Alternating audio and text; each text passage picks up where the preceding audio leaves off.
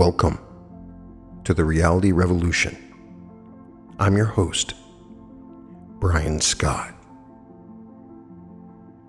Today,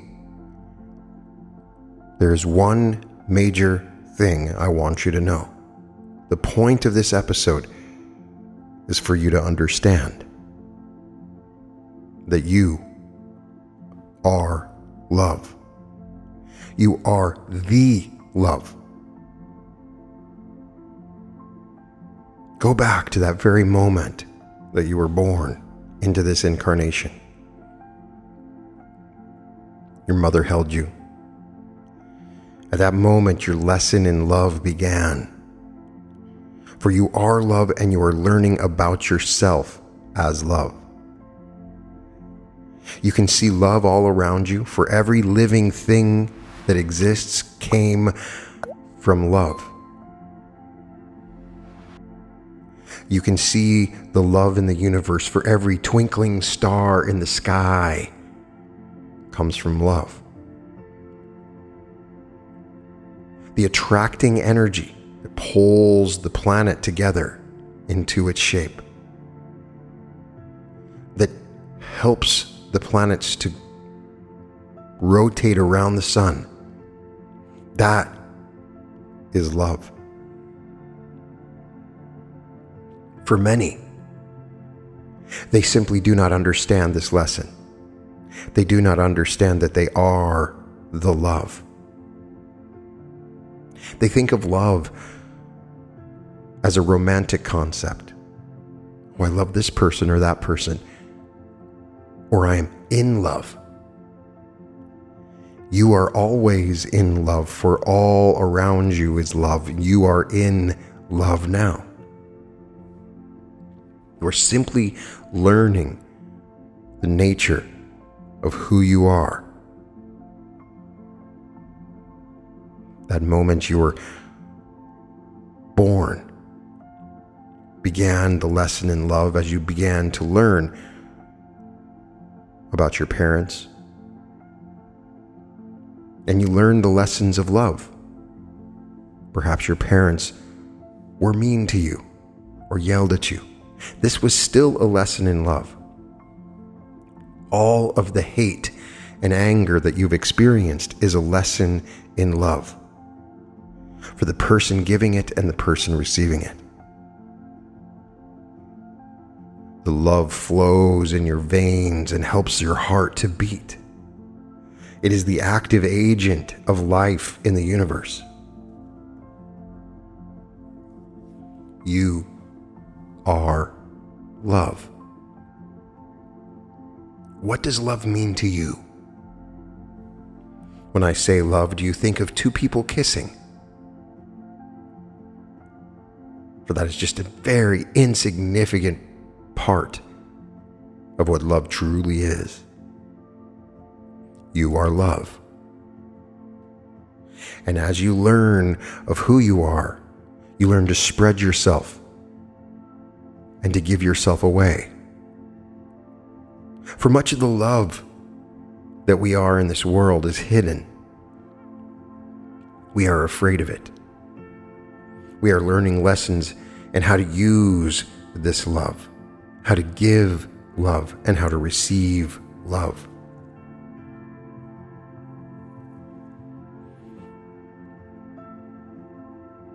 For many of us simply love the self. Many of us simply love only the self. That is a lesson in love. What happens when you express your love for yourself only to the world around you? If you love yourself only, then all around you you must control, manipulate, and enslave. For if there is no other love but your own love in your own mind, then that is how you will act. But love proves itself beyond this point. For as you give love, this energy of love increases in your life. You are a secret agent of unconditional love. All of the love that you've experienced has been conditional except for the true love that you experience with every heartbeat and every breath. For the Creator loved you so much that you exist now. The Creator loved you so much you have this body. The Creator loved you so much He created this planet just for you. And gave you this air to breathe, and this food to eat, and this life to experience, and these lessons to learn, all coming from the love of the Creator. This love can be expressed in the beauty that you see around you. For the Creator loved you so much, He gave you such beauty. Every flower, every insect, every bird. You are the love. Take a deep breath now and say to yourself, I am love. I am the love. When you say this, you resonate with the vibration of who you truly are. There are many aspects to this universe. There are love, there is light. The love aspect of you is the part of you that feels, the part of you that cares. For there are many levels to love. The lesson we are learning now is the lesson of the heart, of compassion, of love for others. But there are many more lessons to this love, for this love is what created the universe, and you are this love. For the Creator tells you, go thou and tell all who worship me and know me not that I am love. Knowing me not in them, they know not love. The Creator says, go thou and tell to those who long have sought me that I am light, and in my light man can alone find me. Love alone is. Light alone is. Love and light are one in the Creator. I alone am. And what the Creator is, you are. You may know love only through knowing the Creator. Through this anointing in His light, you can alone know the Creator. For you know the Creator through love.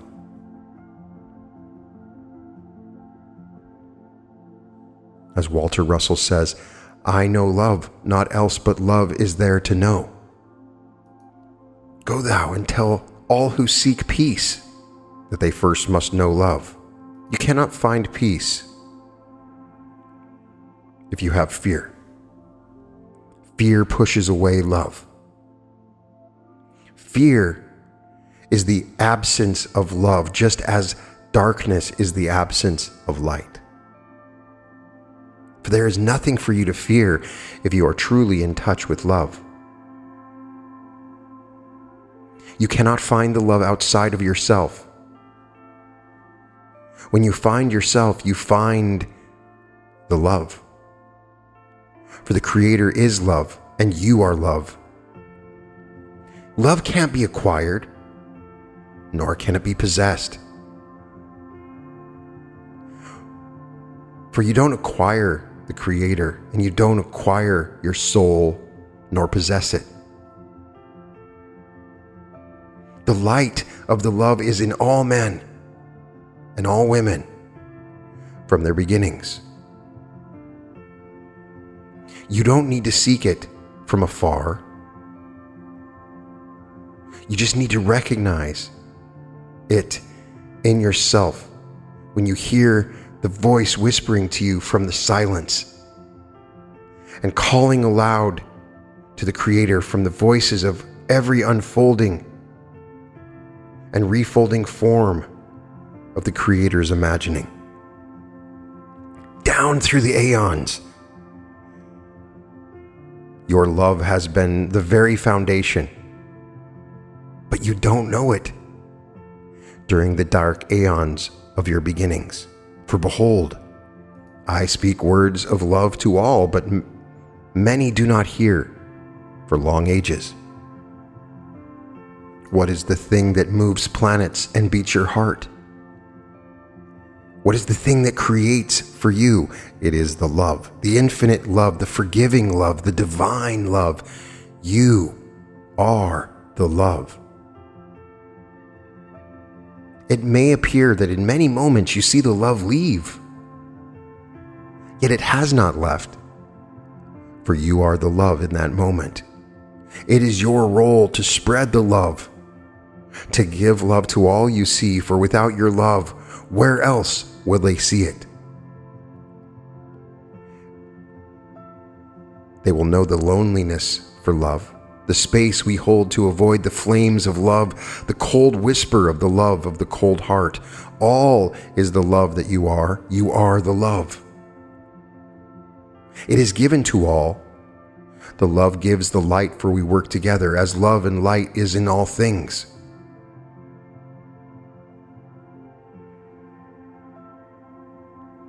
You are the love in the flaming kiss of ex-lovers. You are the love.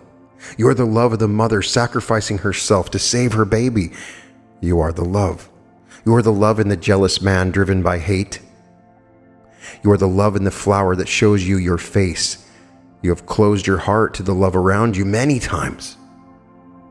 You've closed your heart to yourself, for you are the love.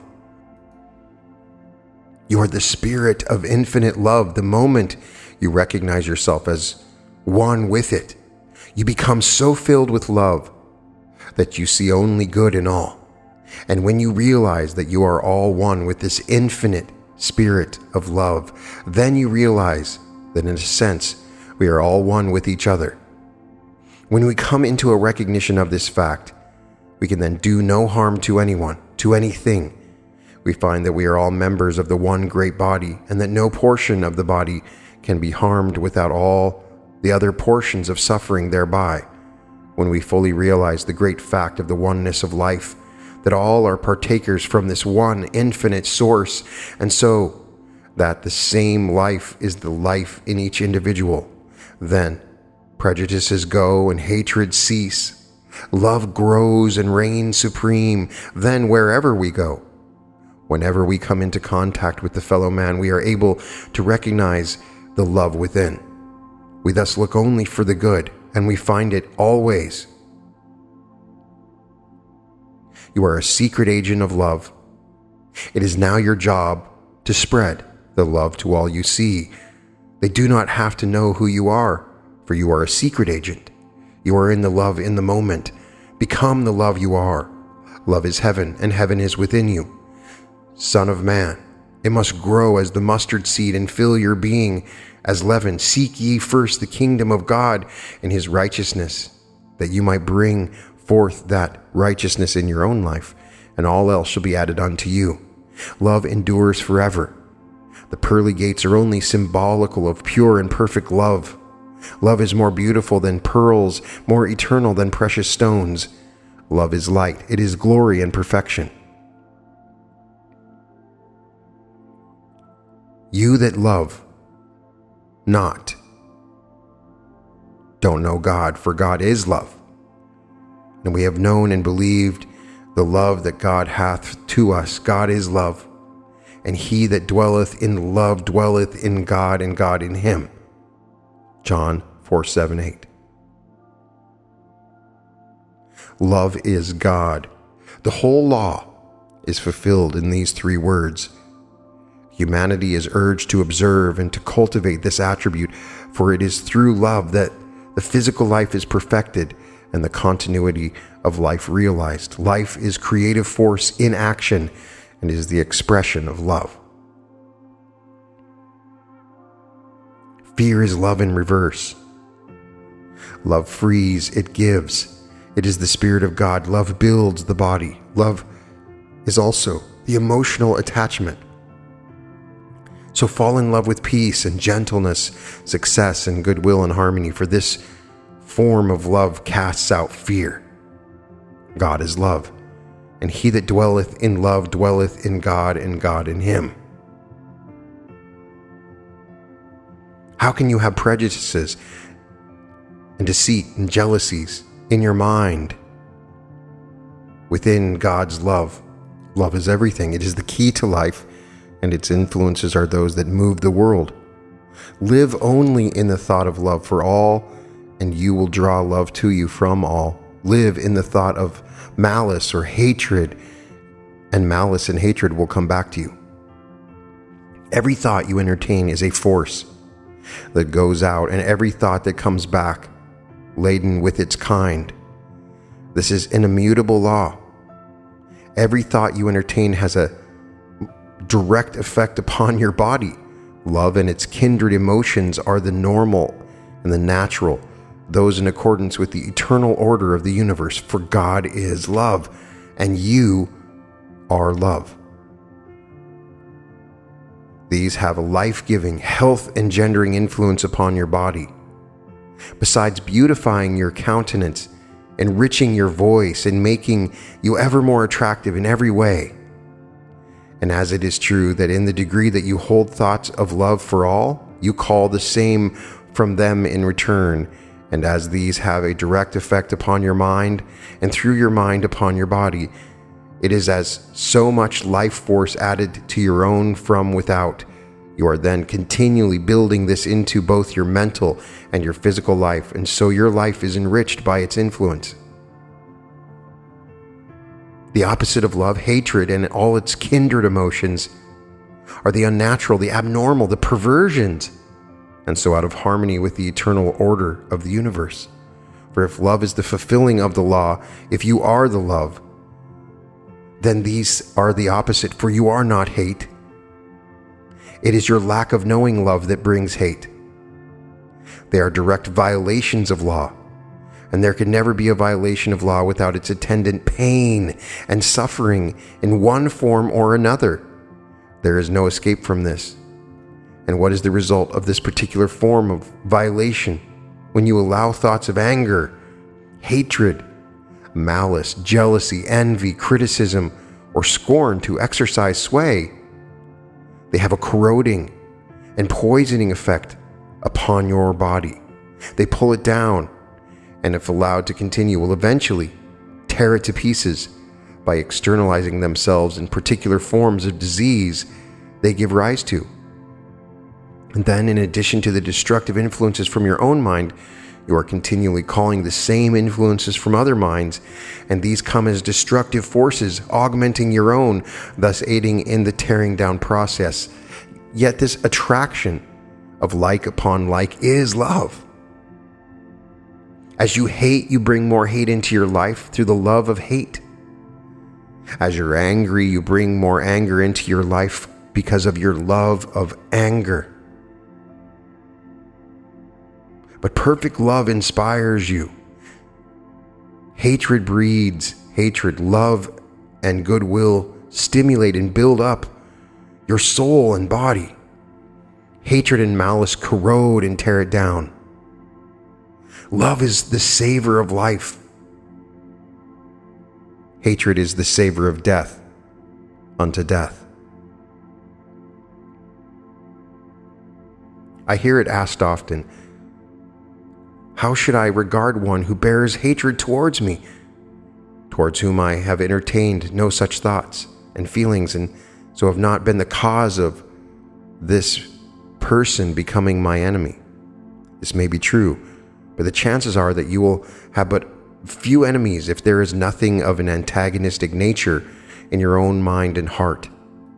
If hatred appears for no apparent cause on your part, then meet it from first to last with thoughts of love and goodwill. This is your test. This is your test. In this way, you can, so to speak, so neutralize its effects that it cannot reach you and so cannot harm you. Love is positive and stronger than hatred.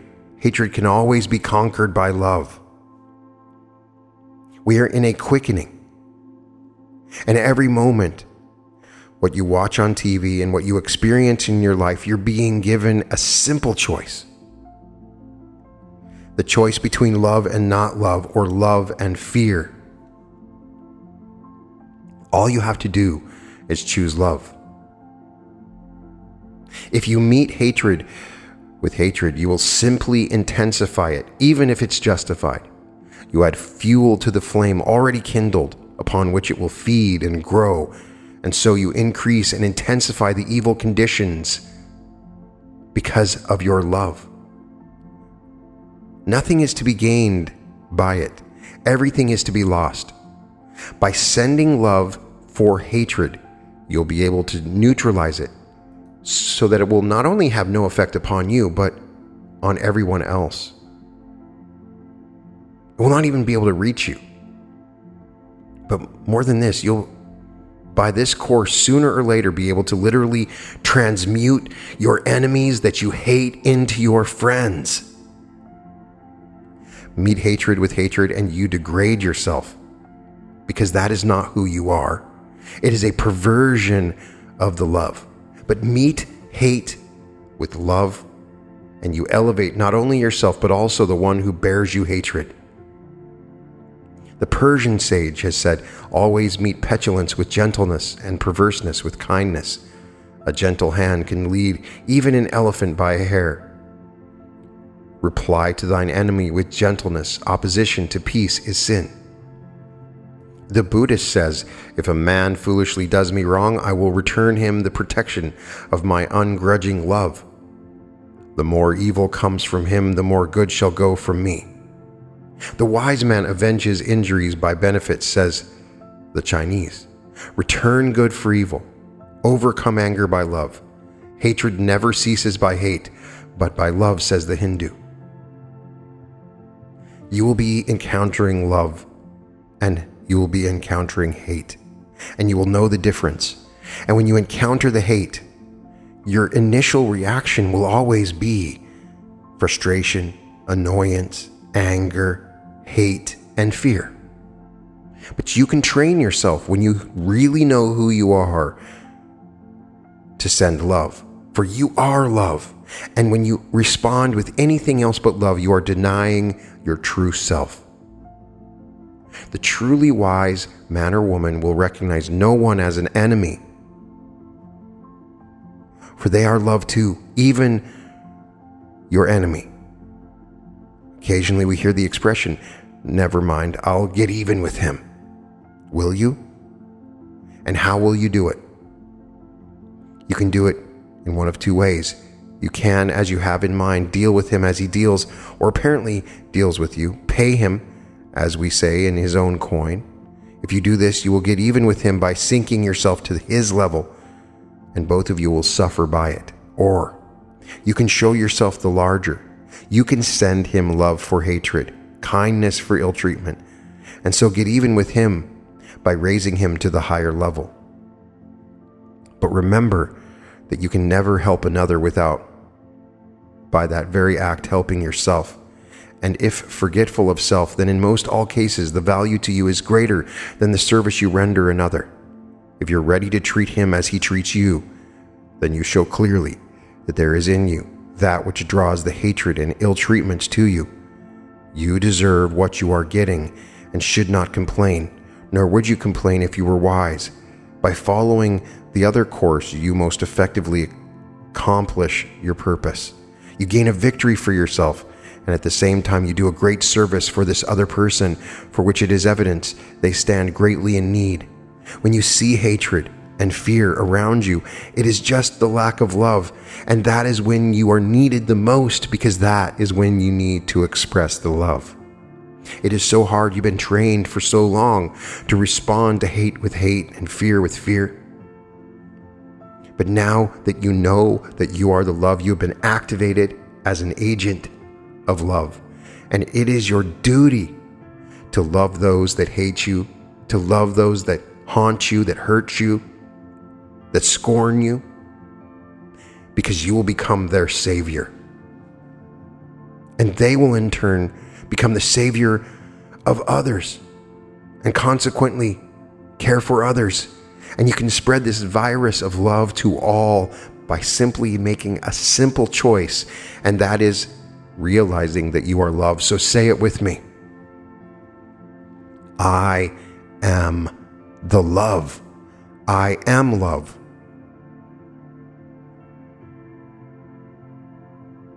When we come to fully realize this amazing fact, then all evil and error and sin, with all the consequent sufferings that come from ignorance, will go away. And we will see a manifestation of a new form, the light that comes from the love. You will have compassion and sympathy and compassion for those that you see all around you. Compassion will then change itself into love, and love will manifest itself in service. This is the divine method that Jesus taught us. So instead of aiding and trampling and keeping a weaker one down, we will hold them up until they can stand alone and become the master. All of life growth is from within out, and one becomes a true master in the degree that the knowledge of the divinity of your own nature dawns upon your inner consciousness and brings you the knowledge of the higher laws. And in no way can we so effectually hasten this dawning in the inner consciousness of another as by showing forth divinity within ourselves, simply by the way we live, by the way we act, and by the way we love.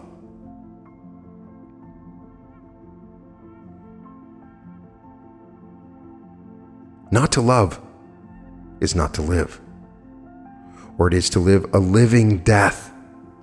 The life that goes out in love to all is the life that is full and rich and continually expanding in beauty and in power. Such is the life that becomes even more inclusive and hence larger in its scope and influence. The greater the love in all of us, the more inclusive we are in our love and our friendships. The smaller the love, the more dwarfed and dwindling our nature, the more we pride ourselves upon the exclusiveness. Anyone, a fool or an idiot, can be exclusive. It is very easy. It takes and it signifies a large nature to be universal, to be inclusive, to love. Only the man or the woman of a small, personal, self-centered, self-seeking, self-loving nature is exclusive. The man or the woman of a large, royal, unself-centered nature never is. The small nature is the one that continually strives for effect. The larger nature never does. The one goes here and there in order to gain recognition, in order to attach themselves to the world. The other stays at home and draws the world to them. Verily then, the more one loves, the nearer we are to God, for God is the spirit of infinite love, and you are God, and you understand your divinity by realizing that you are the love. And when we come into the realization of our oneness with the infinite spirit, then divine love so fills us that enriching and enrapturing our own lives from them, it flows out to enrich the life of all the world. In coming into the realization of our oneness with the infinite love, we are brought at once into the right relationship with our fellow friends.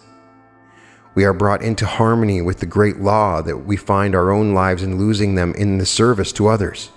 We are brought to the knowledge of the fact that all life is one, and so that we are all parts of the one great whole. We then realize we can't do for another without at the same time doing for ourselves. We also realize that we cannot harm another without harming ourselves. We realize that man who lives to himself alone lives a little, tiny, stunted life because he has no part in this larger life of humanity. But the one who in service and in love loses their own life into this larger life has their own life increased and enriched 1,000, 1,000,000, 1,000,000,000-fold, and every joy, every happiness, everything of value coming to each of us is greater. As Walter Russell says in the Divine Iliad, "Of a verity I say, no man shall know love, nor peace, nor rest, until he giveth love of himself to all men. Nor shall he who desireth a throne be enthroned, until he shall first enthrone all men. Nor shall he who desireth riches be enriched, until he shall have given all he hath for the enrichment of all men. And he who would be a leader of men must first be the servant of man. All knowledge and all power existeth in the light.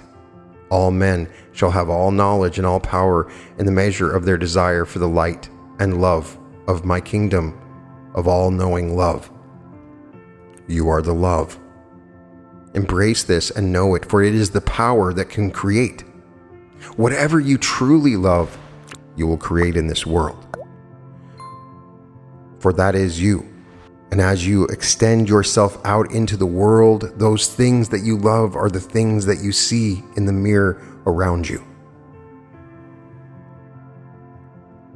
So learn these lessons of love. Go back and look at these lessons of love that you've learned and see that you are the love.